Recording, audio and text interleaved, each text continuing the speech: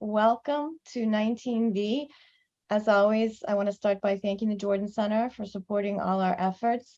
Special thanks to Sasha Spitalnik and to her assistant, Hillary Gerber, who are helping us. And before I introduce today's speaker, I'll just make a couple of announcements. Our next talk is on, let's see, I have written here October 1st, but that's not possible. Sarah, what's the day when we have Catherine Bowers from University of British Columbia, who's speaking on writing fear, Russian realism and the Gothic, and the собеседник will be Katya Håkansson. So that's upcoming in 2 weeks. It must be October 15th. And then on November 2nd, our speaker is Pauline Demoni from Sorbonne Nouvelle Université.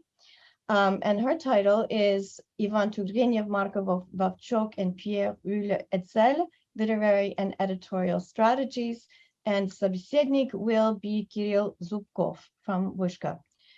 So we're very happy to welcome today's speaker, Masha Bratishcheva, who's from Scuola Normale Superiore in Pisa. And her title is From Anonymity to Public Agency, the Women's Publishing Cooperative in St. Petersburg, 1863 to 1879. And also welcome to our собеседник, Ani Kokobobo from the University of Kansas. So Masha, welcome. Thank you. It's my first public speech since the beginning of the war, so I'm a bit nervous. And I apologize beforehand for some possible inconsistencies in my speech, but I will try to do my best within these 40 minutes. And today I'm going to speak about Women's Publishing Cooperative, which existed in the middle of the 19th century in the capital of the Russian Empire. But before we dive into the main topic, I would remind you, if you knew about them, about another initiative of anonymous intellectuals who operate right now and who are situated inside Russia and are fighting against Putin. They're helping those people who are bombing trail whales, and and they're very much as the main protagonist of my speech today, because they are non-anonymous. They don't attract much of media attention, and their success are mainly prescribed to men around them. And they also need our support. And telling this, I'm turning to the main, my main topic. But so speaking about the Women Publishing Cooperative, we should start a bit before that. Then in 1861, two quite important people of the Russian liberation movement, Anna Engelgard and Pavel Lavrov, they proposed a charter for a future women's labor society, which was never organized, but still it's important for us to start to track the activity of women publishing cooperatives since then. Because and I'm going to tell a bit why this initiative had been never realized, and how what followed. So the first problem of this initiative is that both Engelgard and Lavrov, they had big problems with gender, and they didn't consider to be loyal enough to let them organize the artel, and every enterprise in the Russian Empire at the time had to be censored, had to be allowed by the state. The second problem that we have with this charter is that if you read it carefully, it's quite theoretical, and they don't propose any practical ways for organizing such society. And so the lack of this practical sense led to the scandals between the organizers, because one part thought that it should be rather a philanthropic union which would help women to work on precarious jobs. Another one thought that women are capable to exercise the same jobs as men did. And yeah, as I said, between 1861 and 1863, then the female triumvirate initiative was started. We didn't have very much, so like I would track the genealogy of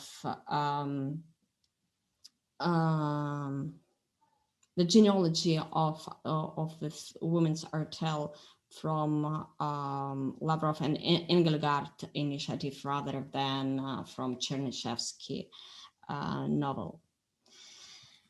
And yeah, speaking about, so in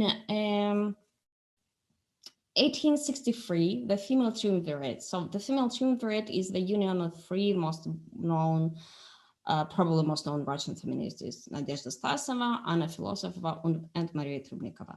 So as you may see, they proposed much more specific and concrete charter.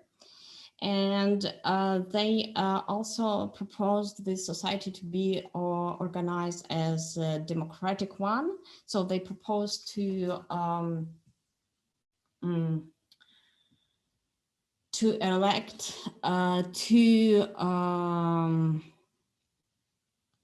two managers, and these two managers were Maria Trubnikova and Nadezhda Stasova. And Maria was manager who was responsible for relationships with editors, and Nadezhda was responsible for production and relationships with printing houses. And the third one member of the managing board was Vera Cherkesova. She was an accountant, and she was a friend, the sister of Maria Trubnikova.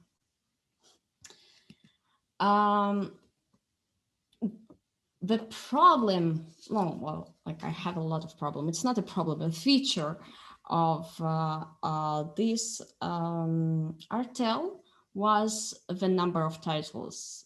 The first one that I translated as Women's Publishing Cooperative, or Женская издательская артель, it was the this title never appeared in any of publications, and it was only for the internal use. Women Publishing Edition is mainly the phrase that appeared on some of the covers of the books, but not on all of them. And the third title was introduced after 1867, when the cooperative had problems with the Center Committee, because during the first 4 years they operated as a cooperative, as Женская издательская артель, but they didn't have the permission from the state, and this permission this permission wasn't received, and the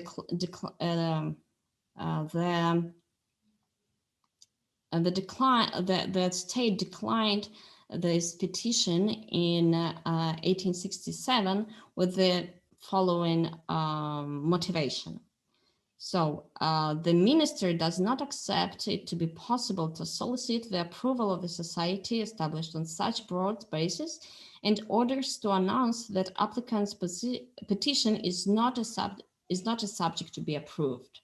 So since they're working on unapproval, society would lead to the problems for the workers and organizers. They retitled it to the private enterprise Stasova in Turgenev publishing house, but the main feature and the main reasons of the enterprise remain the same. So they continue to be elected, they continue to share cost benefits, and they continue to work exclusively with women translators.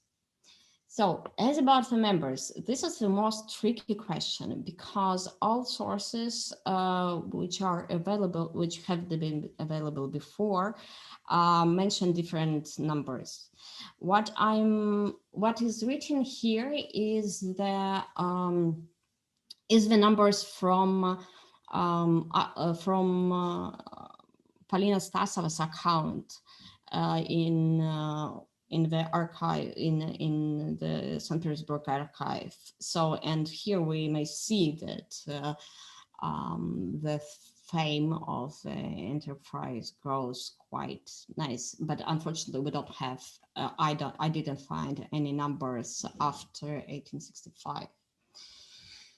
And here we come to probably the most important part of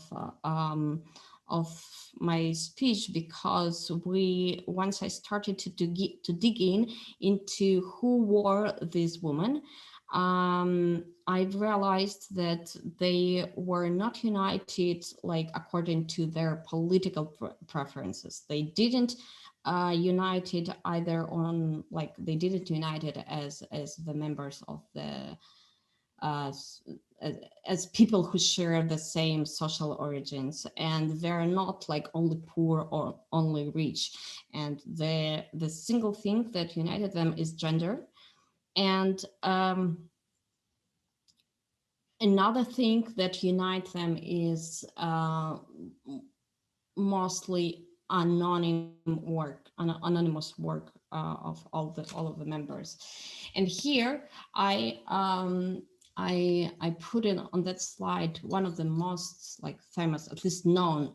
So these women are probably, besides Vera Cherkessova, all of them, and Polina Stasova, there are not books about them, but we have a book about Engelgard, we have a biography of Stasova. Well, partially Life of Maria Trubnikova was described by Stasov. Anna Philosopher has 2 volumes of memoirs, and but these women are known, at least we like it's the info about them is easy to get, can be easily get it. And so we start, I start with less known members of the Artel, and the first in a row, but like this list doesn't have any priority, so they're posted here mostly randomly as I remembered about them. So Elizaveta Bekova, and it's a funny thing, if you open her bio on Wikipedia, you will find the single in a biography chapter, which is relatively short. You will find that she was grandmother of Alexander Blok, and it's like she wouldn't do anything else in her life. And couple of years ago, Yekaterina Samorodnitskaya, she wrote quite deep and very, very interesting article about she compared the Deketovas and I don't remember whom, translations of Louisa Alcott. And it was the first case then somebody paid attention specifically to the figure of Elizaveta Bekova. And about her, we know that she received home education. So we don't know very much of her origins. The next one figure is Maria Ermolova. She was quite, so we don't have her picture, but we know that during the time she was quite a potential woman because she was aristocrat, she was socialite, and she was the first directress of the medical courses, which were open in 1874 in St. Petersburg, and her figure was a compromise between quite advanced professors and quite advanced students, and rather conservative public, which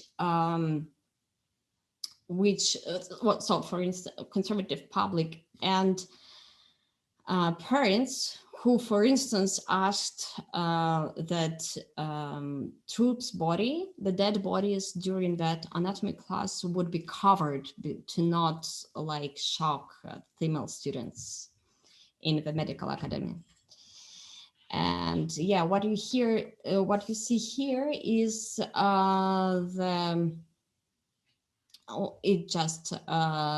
poem which I found about her for one of the like St. Petersburg critics. We even don't know who is author.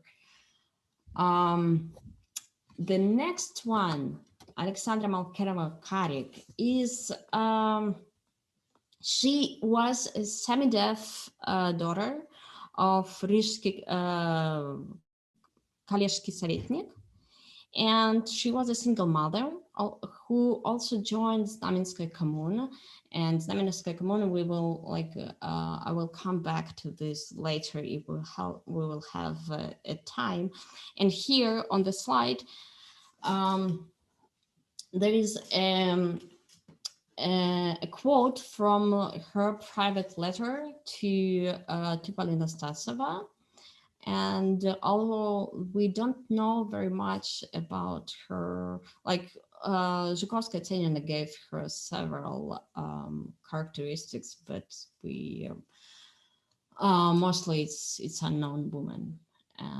But from this quotation, I think you might notice that she was quite smart, and she was intelligent, and she was quite skeptic about herself, but not historically skeptic rather than intellectually. And the next one, Maria Beteva Turgeneva, she was the truly revolutionary. She was one of the Maria Trubnikova's cousins, and she was also a teacher and a friend of Sofia Perovskaya. So she had quite far left political views, and when Perovskaya was catched by the police, she managed to flee and ended her life in the Russian cuisine, in the Russian canteen in Zurich, where she lived in poverty. And the next figure, it's another crazy story, because Tsenina Zhukovskaya, she was self-claimed nihilist, and she was twice married. She married the first time to flee from parents' family, and then as Tsenina, she joined Znamenskaya Commune, and then she got married the second time to the head of the Imperial Bank. And her case is my best case scenario when I meet with a question about the conflict between nihilists and aristocrats in Russia, because she is an example, the great example of a woman who first was nihilist, and then she became kind of very powerful woman. And she made this not only opposite side from aristocracy to nihilism, but also she made it like during the single life, which is quite astonishing for me, I think. So besides this woman, Cooperative had unofficial advisory board, and men usually were men advised women which books could not, in some cases, could be published. And here you may see some of the people at least who I'm aware of. And we also know that Sechenov, for instance, so although the Cooperative published book translated only by women, they covered themselves often by some male name. For instance, we will talk later about some specific choices, but Sechenov, who refused to write an introduction or kind of advertisement for the Carpenter's book, influenced to the fact that the article didn't translate it and didn't publish it. The books. So the main reason here you may see I won't stay very long on this list because just like several notes on the fact. So the main idea of the Cooperative was to educate children and to help women to work, to find their reasonable and decent jobs. And some of these books took several editions, and we know that, for instance, the numbers of copy of Anderson's Fairy Tales and Stories of Time of Mirren were super successful, and they were printed in as many copies as Savremennik. And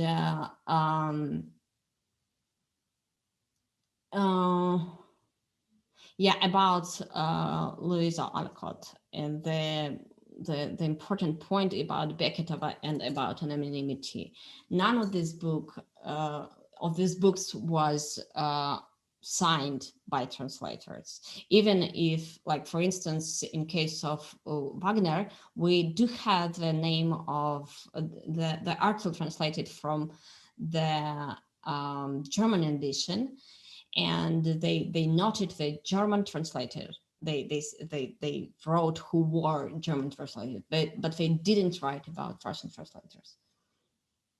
And Louisa Alcott maybe is another exception, because some of the sources mentions that An Old-Fashioned Girl were signed by Beketova, but we don't, since like I checked a couple of libraries, including St. Petersburg ones, and seems like all copies of these books are lost. So I cannot confirm whether Old-Fashioned Girl was signed or not by Elizaveta Beketova.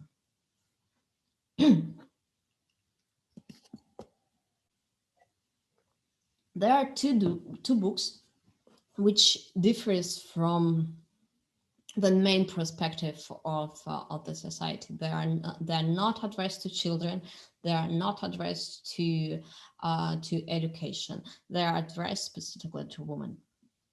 The first book is Women's Labor by Anthony Dial, and this book is kind of matryoshka, because Dial himself wrote this book in German, and it was European edition of Virginia Penny's book, which was called American Employment of Women.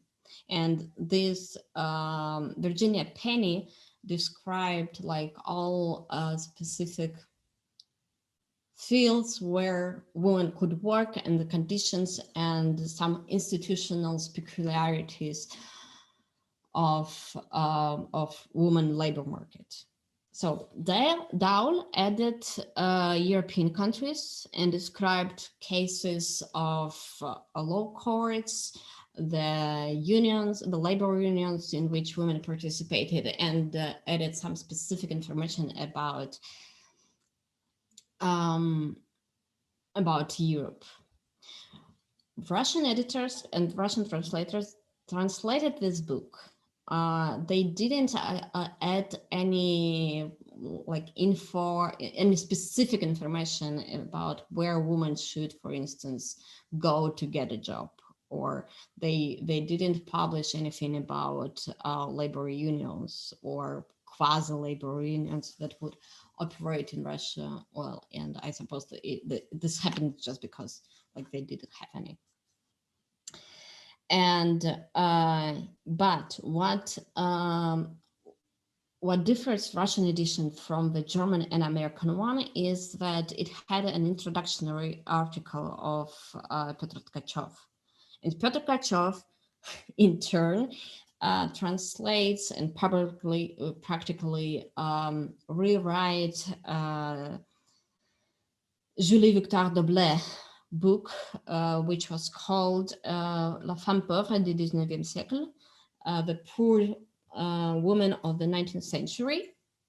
And Jean-Victor Doblé was one of the first, so she was the first woman who received a degree from the University of Lyon.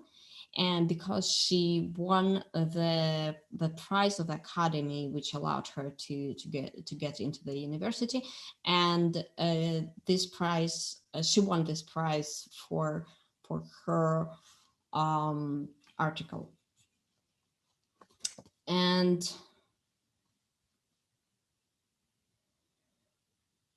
yeah, I think so. I could speak more and answer on some questions about this book specifically, but if you do have some.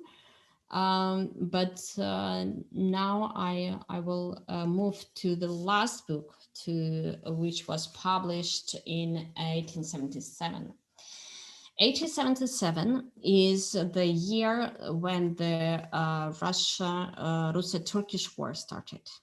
And this book was published for the nurses because, okay, I will talk before about, so the Florence Lee, she was a nurse who worked with Florence Nightingale.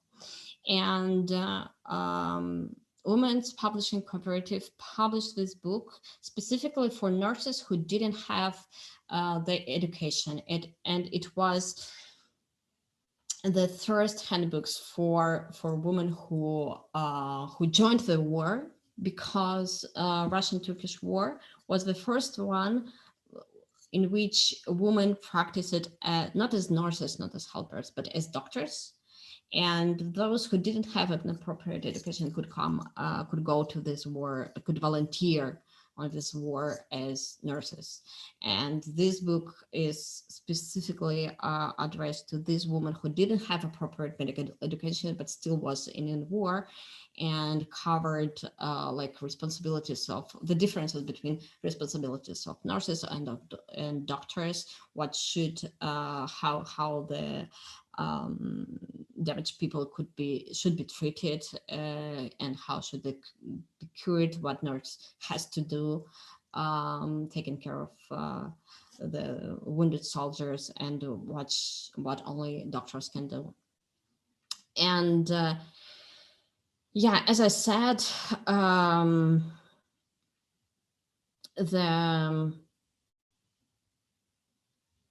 the doctor came from a recently opened medical academy. It was the first course, first alumnus, because academy was opened in 1874, and the first cohort didn't finish. They didn't pass the final exam. Instead of a final exam, they went to war. And Yermolova, about who we talked, I talked before, she was the directress of these courses, medical courses.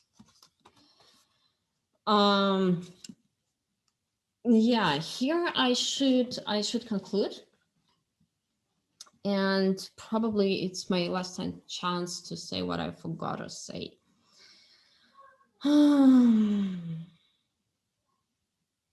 So, Women's Publishing Cooperative is the union of invisible women who are invisible only for public, but with sufficient effort, their identity can be revealed. It was the union which was based on gender-specific features. These women from very different classes, very different political views, they were united because they were women, and it was the single reason for unification. The Women Publishing Cooperative, it's set up, they were among the first, and if Maria Mayofis is here, and she is a specialist in children's literature, but and she could correct me if I'm wrong, but she was the cooperative was the first publishing edition, one of the first one who addressed specifically children literature, and they set up a quite high standard because, like, when they published book about chemistry, this chemistry book was scientifically edited by one of the members of the advisory board, and if it was like about nature, it was edited by botanists, and before nobody cared that much about specifically the children literature. And so they were, this cooperative was one of the first who turned the theory of women labor into the practice, and they demonstrated that women can be recognizable as sufficient intellectual workers. They can be included into this process as fair players, and they were the first who addressed, in this case, I can be sure that they were the first who addressed women not as mothers, not as sisters, and as a supplements to the men, but as professionals who needed adequate professional help rather than mentoring or judging. And I'm talking about a handbook for hospital sisters.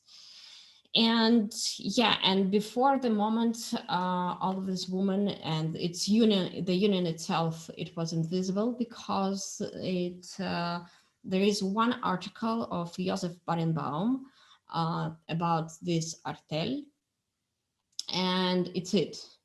So we don't have any. So we have some memoirs and some dictionary notes, but none of more fundamental research had been made on this theme. Yeah, I think I'm done. Maybe I'm done. I'm just even faster than I want to be. So yeah, just a nice reminder, where can you send the money to Feminist Anti-War Movement? And thank you for your attention. Masha, thank you very much for that fascinating talk. Ani Kokobobo. Thank you so much. Thanks, Anne. Thanks, Masha. So this is really interesting. And honestly, I'll say from the outset that I didn't know much at all about the topic. So I feel like I've learned a lot. But I'm also saying that because I don't know that I have sort of, the depth of knowledge to really evaluate this. I mostly have questions and appreciation for what you've done here. This is really interesting, and it's really interesting, this context in which you present these women and the ways in which they're totally erased from sort of the economy in many ways, and that they don't figure in the economy of this period, and there's just these kind of anonymized voices often. So that part was really interesting to me, and it's really interesting to kind of see them come together in solidarity and try to create, try to somehow write themselves into the Russian economy of the period and make space for themselves, and that the only way that they're really kind of doing this is through this collective, collaborative co-creation. And it's incredible. It's also really interesting that they're coming together across different socioeconomic backgrounds and even political convictions, and coming together on the basis of gender, and coming together to ostensibly make space for themselves and make their own names known. It's also just really, it's interesting and also disturbing to see kind of a perpetuation of that in this anti-war movement now in the present. And I can understand all the reasons why it would be anonymous now, but it's interesting to see this. And here there is a need again for women to come together and construct a network and act collectively.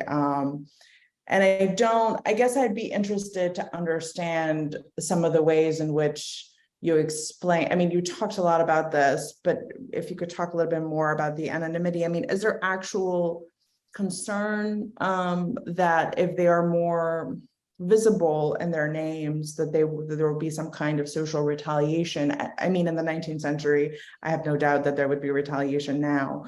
But if you could sort of talk a little bit more about that, I was really interested in that. I was also really interested in the aspects of governance, that they create this thing out of nothing, and then they really invest in figuring out how they're going to govern themselves within this body, and the ways in which they're very focused on sort of democratic processes and making sure that it's a non-hierarchical structure. That to me is really interesting too, and I assume that there's like the leadership, there was kind of rotation in leadership, and that's what it sounded like from what you were saying. Are they seeking to limit membership at a certain point? Are they looking to expand membership? Are there any kind of outreach efforts? Or is this kind of also curtailed by the effort to sort of keep this more or less anonymous?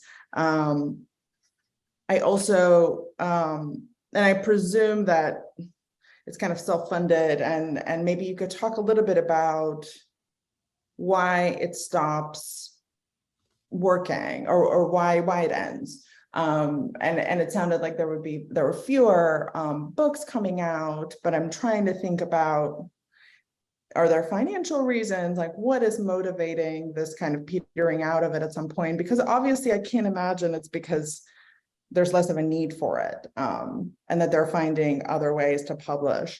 I also, you had mentioned in your paper that I read, there was some discussion of people like Tkachev making references to these women, or to just women's publishing. And you did say very explicitly that this was not a political organization. Obviously I read this and I think, well, this looks a lot like a union. I can't imagine it's not lefty leaning somewhat, but can you talk a little bit about kind of any kind of Marxist vein to it, or how they're sort of interacting?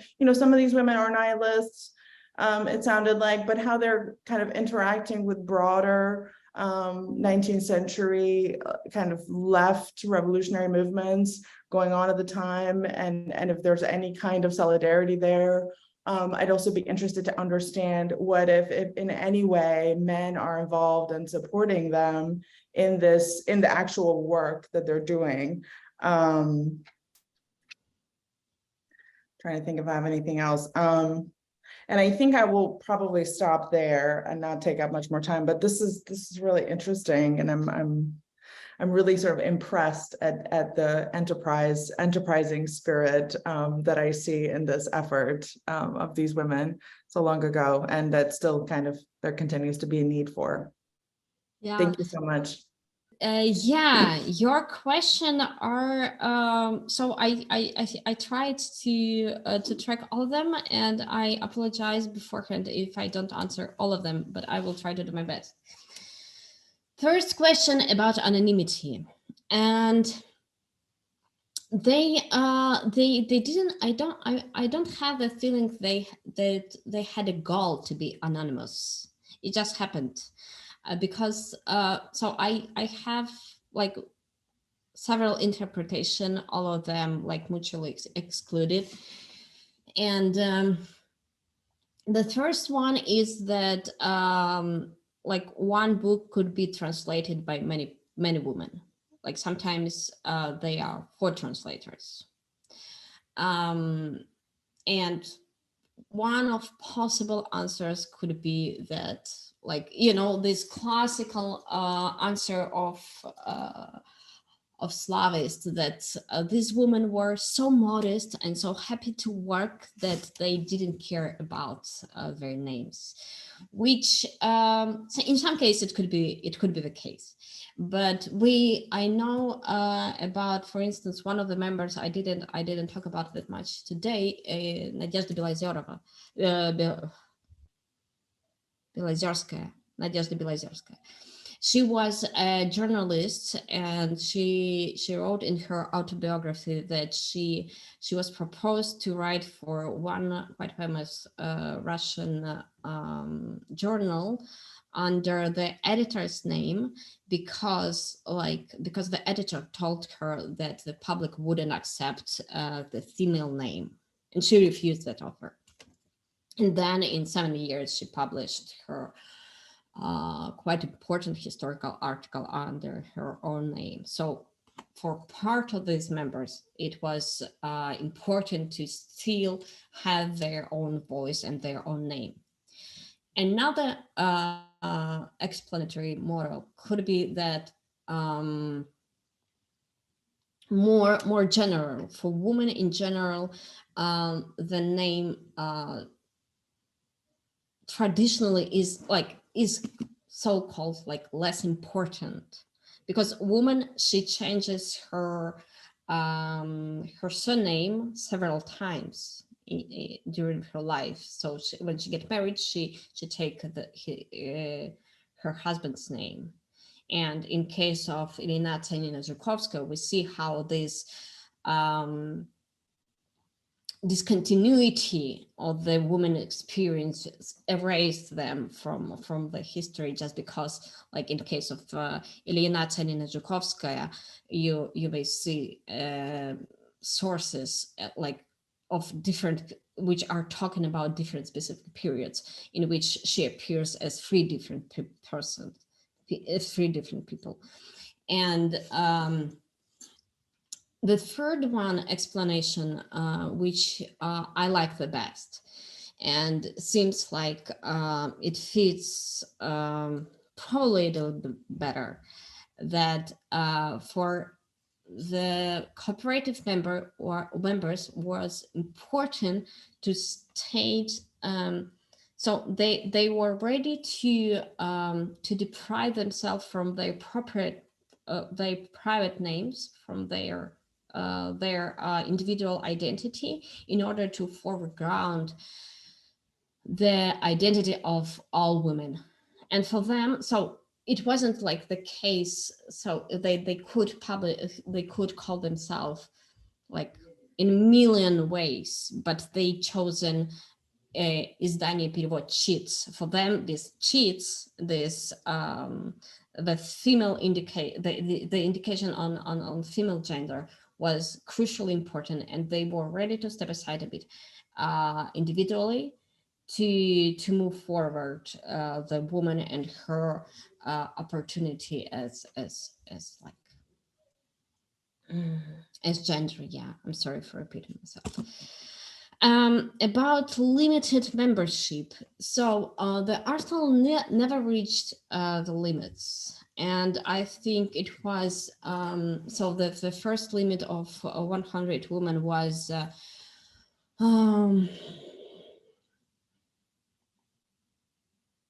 I think was rather operational problem, because all these members should be coordinated between each other, and between managerial board, and they also wanted to be sure that women with whom they worked were educated enough, because they knew some cases then women took a work to translate it and couldn't finish it, or the quality of translation was insufficient. And so I think the 100 women is a number which, like, there's a number put, like, they put because they think of their physical limits. About their decline, and why it ended. It ended because of the conservative turn, because in 1866, it was the first attempt of assassination of Alexandra II. It was the very, very super sharp conservative turn in the Russian politics. It was already, so if they started the enterprise in the middle of the 60s, in the beginning of the 60s, when like everybody was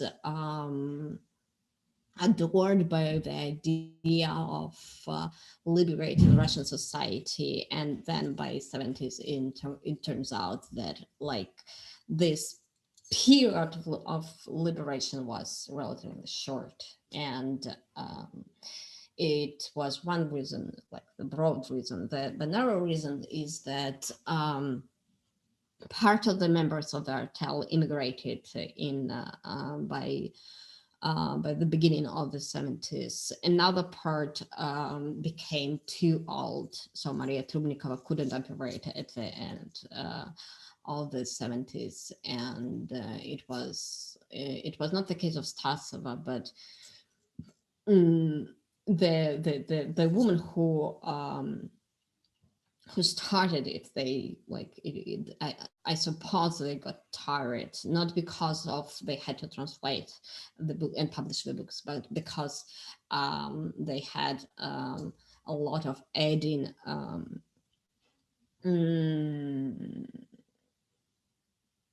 stuff on them, like they had to care about students, because in 70s they already the state already allowed the higher courses for men and women, where women could go on one hand. On another hand, we started, I spoke a bit it before the seminar, the huge migration, not like as big as now, but a lot of intellectual women immigrated to Zurich, because although this higher course for men and women were open and were operating, they still didn't allow diploma, and without diploma they couldn't become any workers.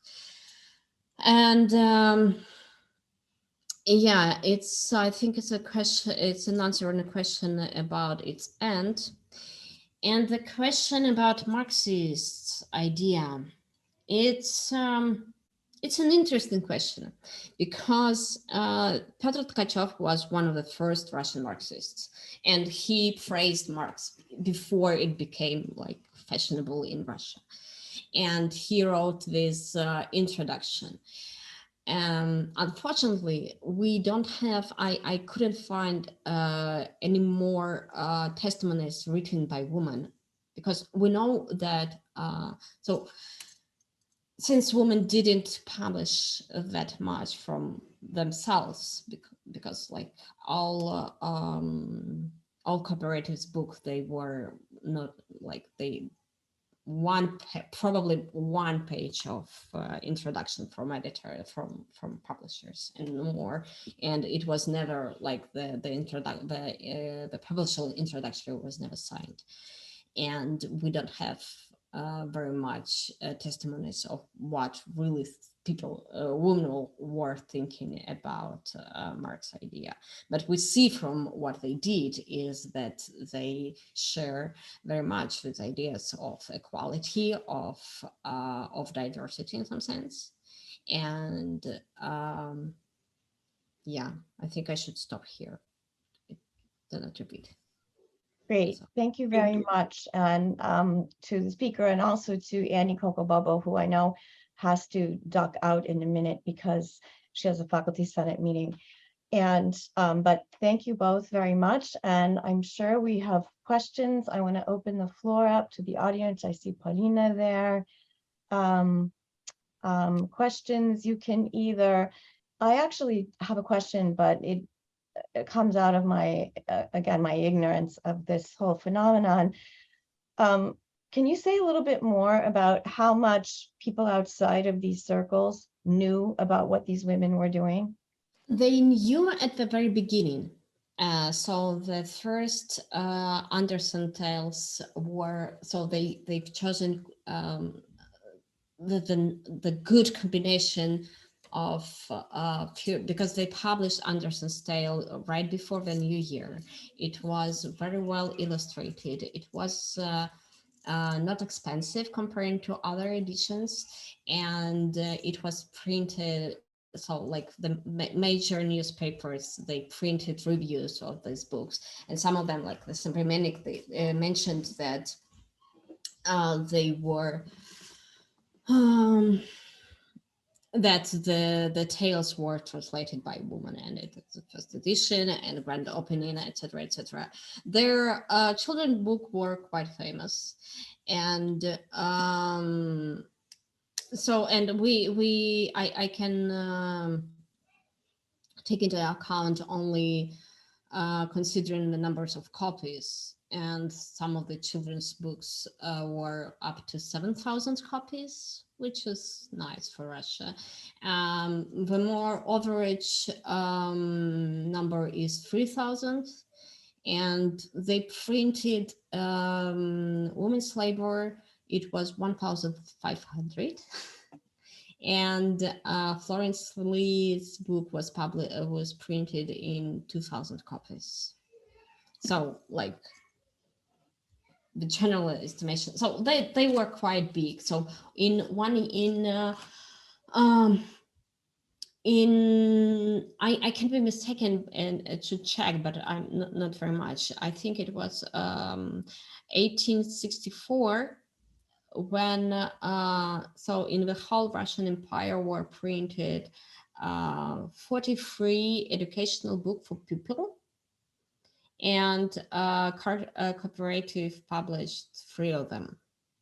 So it was like a sufficient enough player.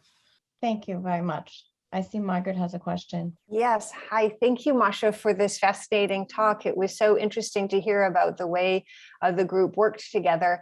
And it reminded me of a talk we had about a year ago about the Literatury Fund.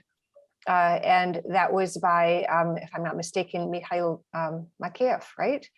So it was more of a mutual aid organization.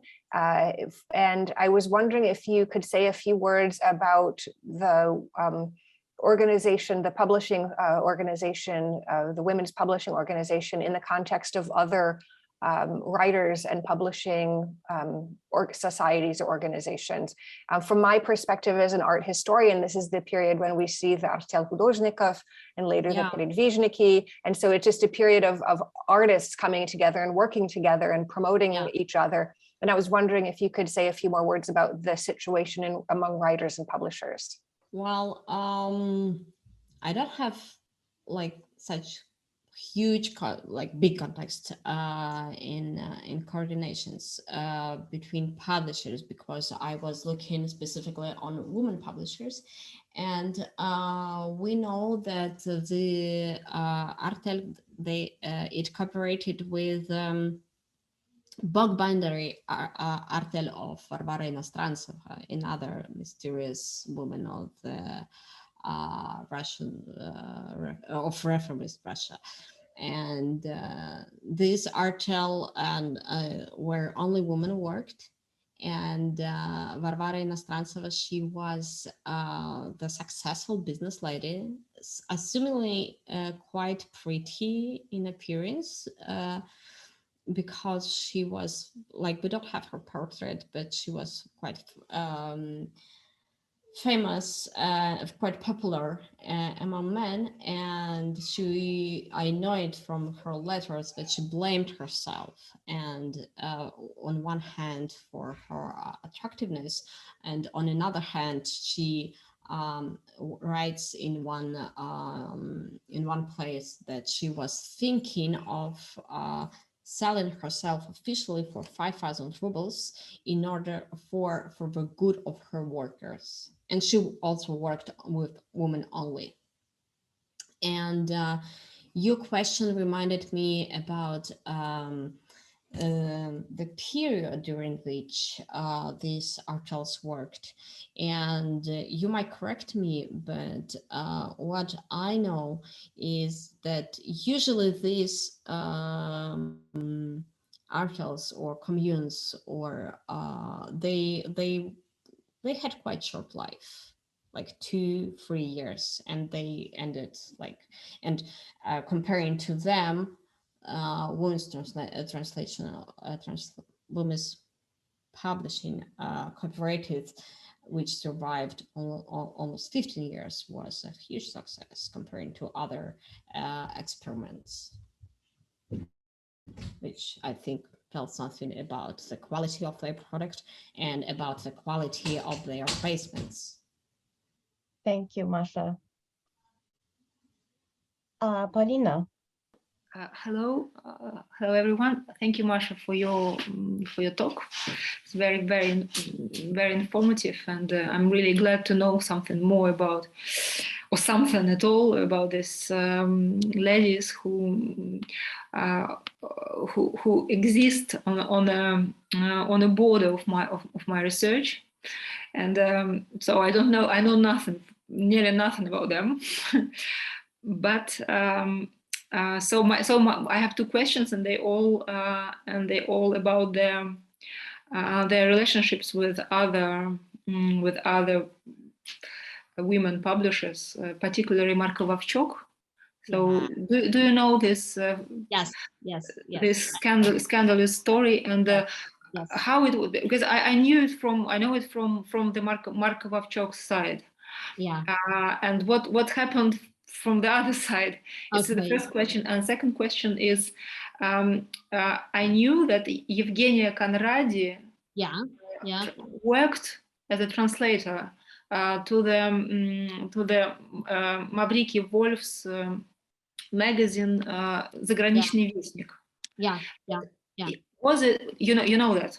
Yeah. So can you say something more about that, because okay. I just knew that she worked, and how it was organized. Okay. It was one-time job, or it was some sort of relationship, stable relationships. Okay. So about I always thought she was Vovchik. Marko Vovchik, no? Ну вот на предыдущем семинаре задавался этот вопрос, я говорю Вовчок, возможно, из французского или украинского ударения. Вот. Но на самом-то деле вот Маркович, Мария не Маркович, а Маркович, и Марко Вовчок, или Марко Вовчок даже. Yeah, it's always quite hard question, because I was well, whatever. The problem with Vovchak was that apparently she really, and like there are no explanation why she did it, because she was quite like professional translator herself, and she like it was no need to plagiarize. Yeah, for those who don't know, Vovchak was a translator who once was sued, and Trubnikov and Stasova won this this case because it was accepted that Vovchak plagiarized fairy tales, right? Lina, you may correct me. It was Anderson's fairy tales. Yeah. And they Vovchak published the it's her own edition of these tales in 70s, and she just lost the case in court, and yeah, this is what I'm aware of. Yeah, so And, this, and as about Conradi, so from what I know, practically all of them were translators, and because all of them received, like those who worked as journalists, they received a sufficient home education, then used several languages, and most of them translated from one or another languages. But Conradi, at the same period, she was factually the leading manager of the newspaper Nedelia, the week. And her translational work, so she didn't, so she for sure knew all of the women I was talking about today, but she operated her own newspaper, so she didn't coordinate, and she didn't work for the Artel, and if it happened, it was rather occasional because she was quite busy. Yeah, her husband was a player, and he almost led their family to bankruptcy, and at the end it was a bankruptcy, but she had to somehow manage the newspaper. Спасибо. Еще вопросы? Конечно, можно на русском языке. Да? Да. Конечно, конечно. И вопросы на русском языке, может быть, будут. Мне кажется, что это такая история, которую нужно процессить. Конечно, конечно. Well, if we don't have further questions, I just want to thank our speaker once again. This is obviously really rich material, and there's so much to be done with it. So Masha, thank you very, very much for sharing it with everyone. And Annie has left, but I'll thank her as well. And we really appreciated it. And we will see you for the next 19V. And because I got the date wrong initially, I want to correct it. The next 19V is October 19th. Right, Sarah? Yes. And that the собеседник is Katya Håkansson, and the speaker is Catherine Bowers, who will be speaking about writing fear, Russian realism, and the Gothic. Okay, so see everyone soon. Thank you so much.